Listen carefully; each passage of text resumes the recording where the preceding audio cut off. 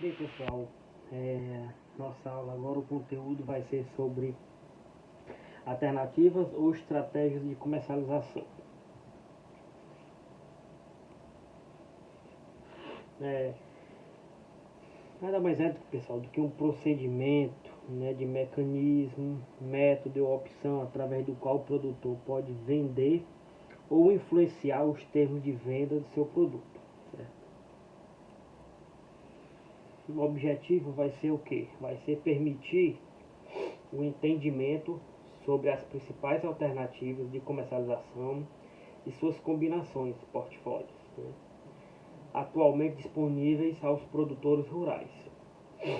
Compreender os conceitos envolvidos nas estratégias de comercialização e entender como estes conceitos podem reduzir custos e aumentar as receitas, certo? Vendas à vista na época da colheita. Esse ponto, pessoal, ele é bastante interessante por causa do seguinte.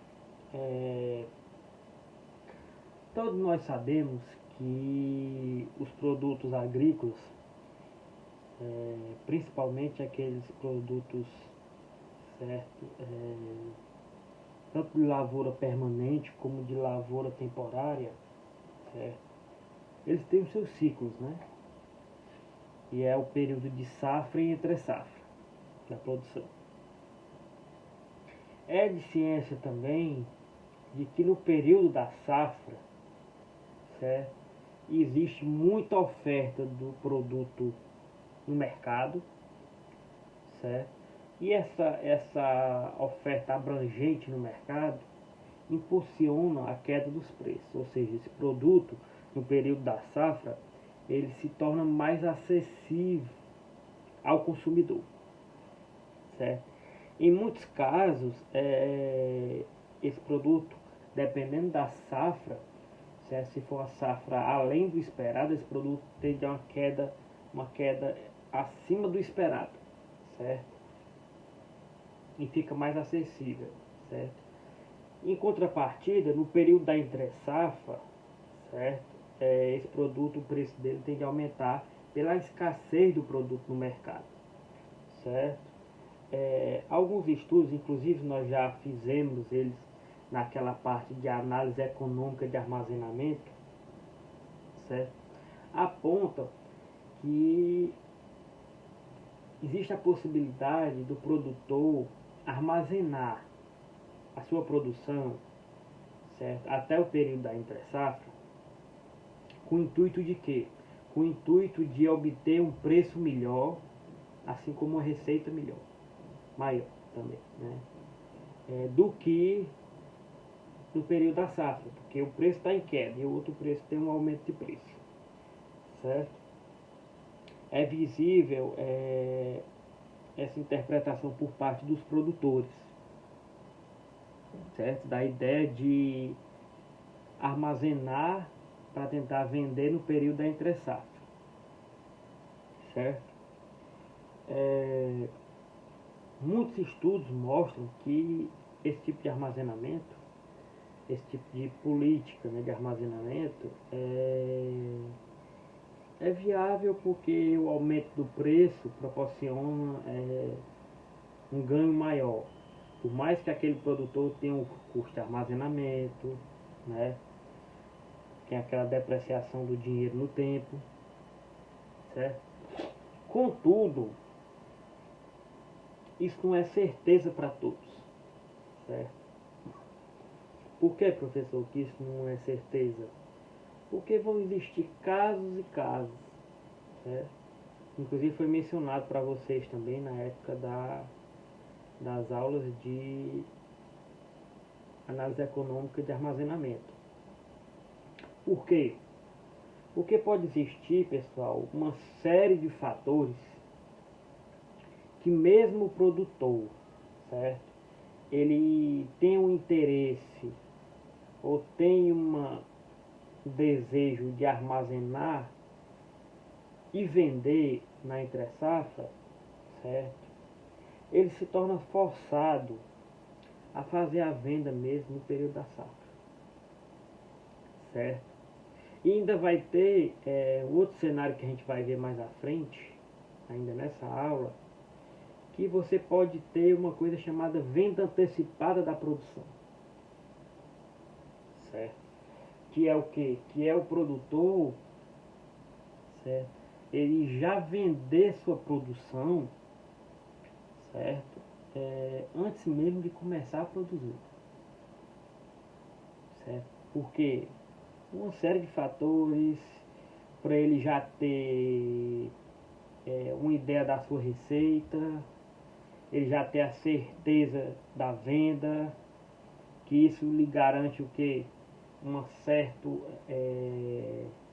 uma certa estabilidade para ele pensar exclusivamente em entregar o produto, certo? Então tudo isso pode gerar esse tipo de situação, né? Mas vamos lá, nós vamos enumerar logo inicialmente, certo? Quais são os principais fatores que possam influenciar, certo? Ao produtor ele vender no período da safra, certo? Mesmo sabendo que ele tem o preço abaixo do mercado. Comparado o quê? Comparado ao período da entre-safra. Então, normalmente não é uma boa opção a venda na época da colheita, né? Já que no período de safra os preços dos produtos agrícolas estão em nível relativamente baixos em relação à média anual. No entanto, existem alguns fatores que obrigam o produtor a utilizar essa alternativa, como, primeiro, falta de capacidade da propriedade. Ou seja, você pode ter uma propriedade que ela não tenha estrutura, certo? Para fazer armazenagem. Talvez ele não tenha essa estrutura para fazer essa questão da armazenagem.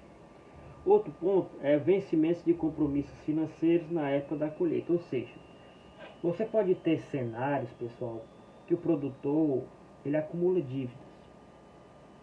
Alguns deles têm acesso a crédito para tocar a produção, certo? E quando ele faz esse tipo de situação, ele se vê obrigado a vender no período da safra até para honrar os seus compromissos, né? Ele pode também ter, pessoal, a seguinte situação: ele pode ter a produção na sua fazenda, no seu sítio, certo? No seu terreno, ele pode ter mais de uma atividade, certo? E pode ser que uma dessas atividades tenha gerado um prejuízo, certo?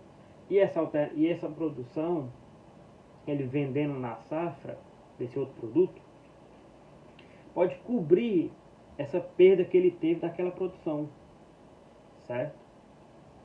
Eu posso ter isso também. Eu posso ter também, pessoal, uma situação em que o produtor, certo, ele tenha tido perda de safra na safra anterior, certo?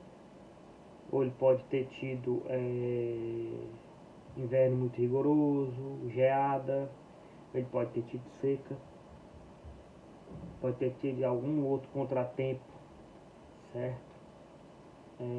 Que tenha proporcionado uma receita inesperada, abaixo do que ele esperava, certo? E nessa safra agora, ele vai ter que cobrir a despesa que ele teve da anterior, certo? Ou seja, por um empréstimo, seja por algum outro fator. Ou seja, pode existir alguns fatores relacionados a isso.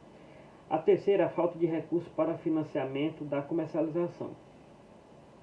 Às vezes ele não tem o recurso até mesmo, pessoal, para o plantio, para o começo do plantio ou para a colheita, certo? Então ele se vê numa situação obrigado a vender aquela produção no período da safra para cobrir essas despesas, certo? Os produtores mais assim, mais voltados ao top do agronegócio, eles têm alguns mecanismos. Primeiro que geralmente eles só trabalham muito com crédito, com acesso a crédito, né? Para eles se tornam mais viáveis fazer esse tipo de financiamento ao invés de tirar do próprio capital de giro dele. Outro cenário que tem é que o produtor ele tem acesso ao seguro agrícola, né? Principalmente o PSR, que é o Programa de Subvenção ao Prêmio do Seguro Rural. Certo? São produtos do Ministério da Agricultura, do MAPA, no qual o produtor ele adquire a pólice de seguro através de corretoras, certo? E nessa pólice o governo chega com subsídio próximo de 40%. Ou seja, o seguro que ele adquire, tem como é que eu posso dizer, ele tem o contrato via corretora de seguros, mais avaliado pelo governo federal, certo? E o governo federal ele cobre parte do seguro caso o produtor tenha tido perda, né? Então, eles trabalham com esse tipo de mecanismo. Geralmente eles vendem muito no período da safra, certo? Em decorrência desses fatores. Ok? Necessidade de recurso financeiro para gerir a propriedade. Aquilo que eu falei anteriormente, pessoal. Você pode ter na propriedade mais de uma atividade, por exemplo. E pode ser que uma das atividades tenha gerado prejuízo.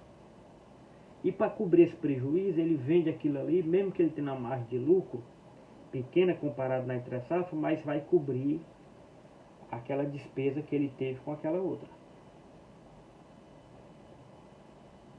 Certo? E essa questão de falta de capital de giro, pessoal, ele é inerente na agricultura, certo? Também na pecuária também. Contudo, certo? Você nota uma maior vulnerabilidade quando você trabalha com agricultura familiar, certo? Por quê? Porque as agroindústrias, mesmo sem ser agricultura, elas têm maior gerenciamento e maior estrutura para captar, né? Recursos financeiros, né? Para ter acesso a crédito. Aí entra o PROAP, né?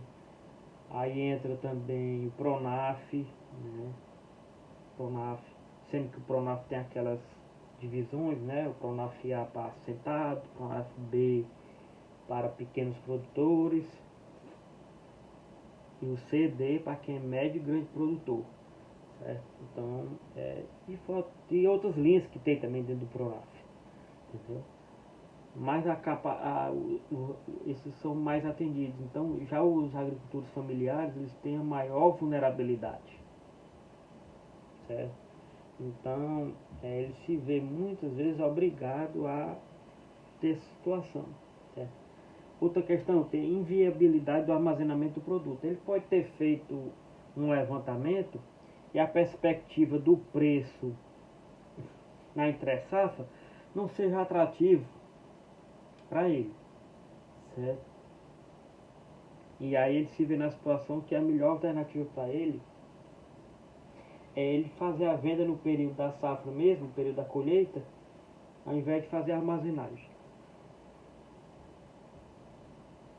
Outro ponto, pessoal, é quando você tem um produto altamente perecível, né? Nesse ponto, pessoal, quando se trata com a questão de frutas, aí a perecibilidade aumenta consideravelmente, certo?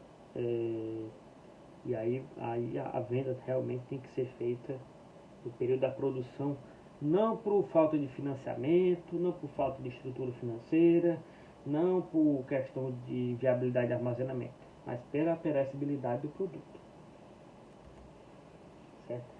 Aí, pessoal, você tem esse cenário, né, que é um cenário altamente realista, certo?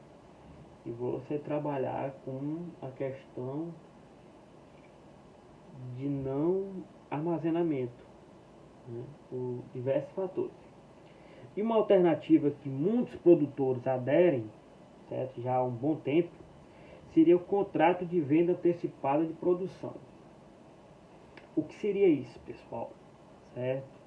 Seria um compromisso, um acordo por escrito entre produtor e comprador, em que se especifica que um determinado produto será entregue numa data pré-fixada, certo? Esse contrato ele é feito normalmente antes da colheita e às vezes antes do plantio, certo? Vamos lá, pessoal. Aqui você tem o seguinte cenário. Você tem de um lado o produtor, certo?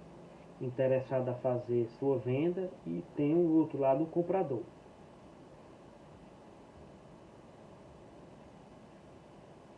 Para eles chegarem a um acordo de compra e venda, certo?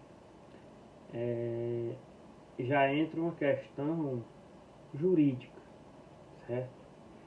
Nesse ponto, pessoal, é necessário a realização de contratos, certo? Contrato de compra e venda, no caso antecipado.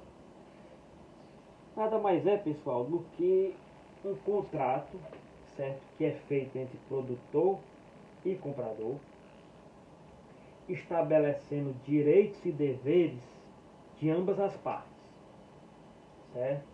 É acordado um preço.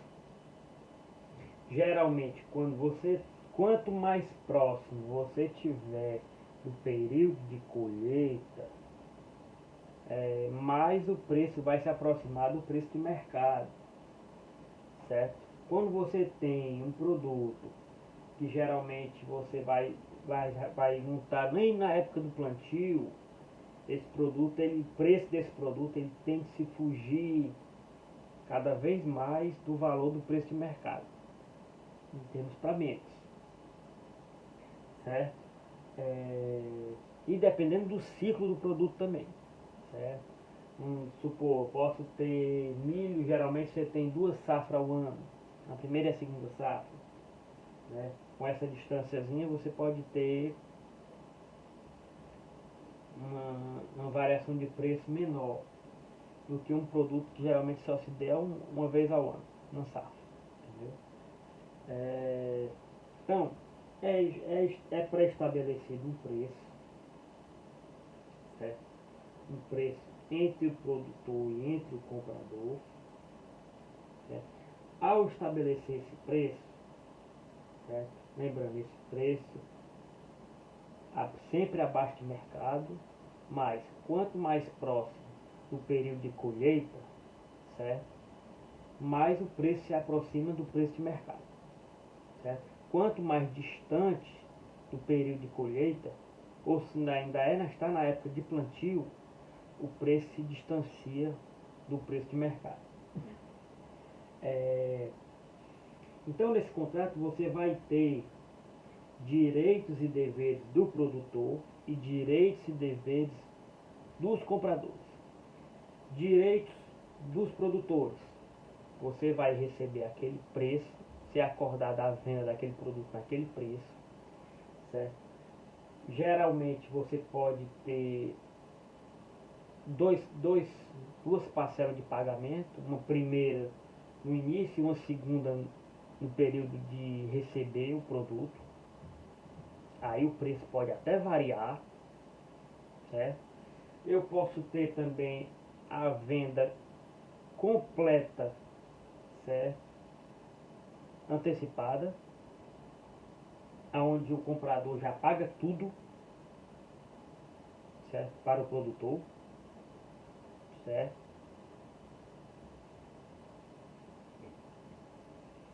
Então, esses seriam os direitos que ele vai ter sobre aquilo.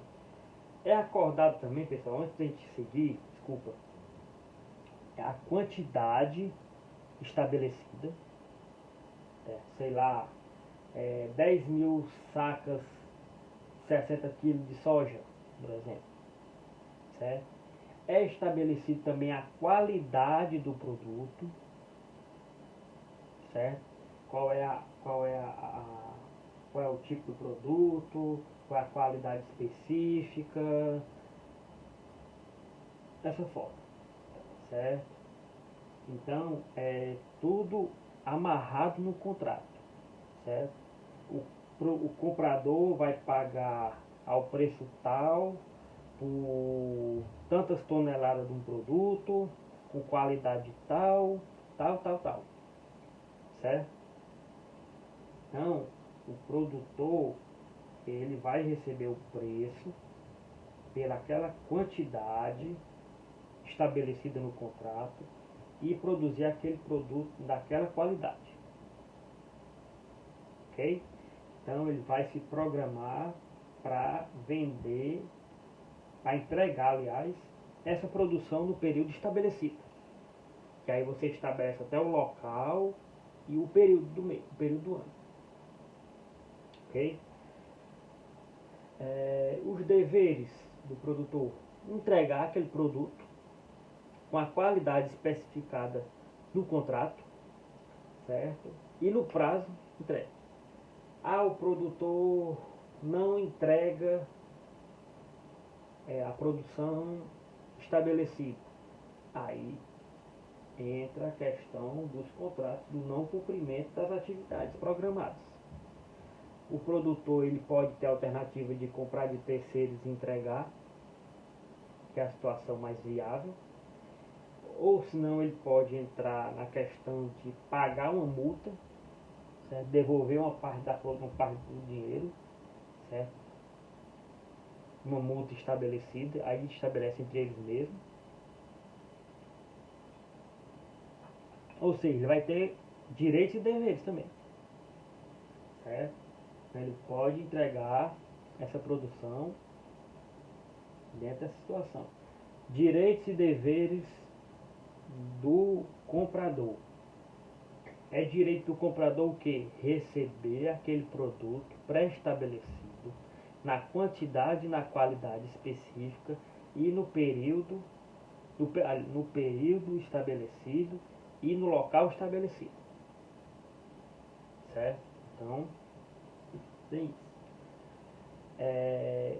Se isso não é cumprido, o produtor ou o comprador tem total direito de acionar judicialmente aquele produtor pelo não cumprimento do contrato, ok? Aí é como entra aquela questão que eu falei: pode ser multa, pode ser devolução de uma parte do dinheiro, certo? E o dever dele é honrar os pagamentos, certo? Tem alguns contratos, pessoal, que o comprador ele estabelece o período a receber o produto e às vezes ele pode receber até na porta do produtor. A parte da logística, do transporte, às vezes fica por conta dele mesmo, entendeu? Mas na grande maioria dos casos, você tem que o produtor fica responsável de entregar esse produto mesmo no local estabelecido. Aí vai depender do contrato, como ele foi desenvolvido, certo? No geral, pessoal, esse tipo de contrato ele é interessante porque, primeiro, para o produtor ele dá garantias, né? Bom, já vendi minha produção, certo? Já vendi minha produção, já recebi minha receita, ou parcial ou total, então eu vou me preocupar de entregar aquele produto, certo? Para o produtor ou para o comprador, tem uma garantia que você vai ter aquele produto com um preço abaixo do mercado e você vai poder vender ele na safra ou na entre-safra a um preço melhor e ele tem um ganho de lucro, certo? O mercado, pessoal, se torna mais eficiente. Eficiente por quê, professor? Porque o dinheiro começa a circular cedo, certo? O produtor ele não vai ter, tende a não ter problemas no período da safra, porque ele pode ter toda a produção, pode ter recurso para toda a produção, certo? E para o comprador, ele tem aquele, já garantido aquele produto, que aquele produto já está certo. Às vezes, pessoal, tem comprador que ele compra ali do produtor e automaticamente ele já vende aquele produto sem ter nenhum produto em mãos. Certo? Então, o produtor entrega ao comprador, o comprador já repassa para um outro comprador, entendeu? Que já comprou também antecipadamente, pode ser também, entendeu? Ele já tem um destino certo, entendeu? Esse tipo de contrato, pessoal, ele pode ser tanto vinculado à bolsa de valores ou não, certo? Quando ele está vinculado à bolsa de valores, eles têm uma série de impostos, de taxas que tem que ser paga entre eles, certo? Nesses outros não. Mas qual é o mais vantajoso? Bolsa de valores. Você imagina, por mais que você pague taxas, pague impostos, pague tudo, você imagina você fazer uma venda daqui para o Japão ou daqui para a China sem você precisar fazer nada. Entendeu? Só entregar o produto. Você não conhece nenhum produtor, nenhum comprador, aliás. Entendeu? Então, tem essa possibilidade. Certo? E outro que é mais seguro. Certo? Porque se o produtor não entrega aquele produto, na bolsa de valores, ele está liquidado. Porque bolsa de valores, pessoal, tem muita coisa envolvida, é uma coisa envolvida chamada confiança e credibilidade. Você não cumpriu com as suas obrigações, você está praticamente, suas ações estão praticamente eliminadas. Entendeu? Exemplo que vocês têm, fácil, Ike Batista, certo? Para ele voltar ao patamar que ele tinha, vai custar muito ainda, certo? E para o comprador também, tem a garantia porque vai ter o aval, né, da, da Bovespa, né, que é a BMF. Outro ponto, pessoal, que é interessante também, e muitos produtores se utilizam, é dos contratos realizados via cooperativa, certo? Isso aí, pessoal, as cooperativas têm uma grande importância no agronegócio, né? Porque eles conseguem negociar preços mais sugestivos, por mais que eles, eles cobrem, né, aquela taxa de participação da cooperativa, mas eles são de fundamental importância, né? Essas cooperativas surgiram geralmente no início dos anos 80, né? Ganharam muita força, certo? A gente vai ver mais à frente que tem cooperativas que eles financiam até a produção do produtor, certo? E o produtor ele vai entregar aquela produção e é descontado o percentual referente ao empréstimo que foi realizado, certo? Mas isso é o conteúdo para a próxima aula, ok?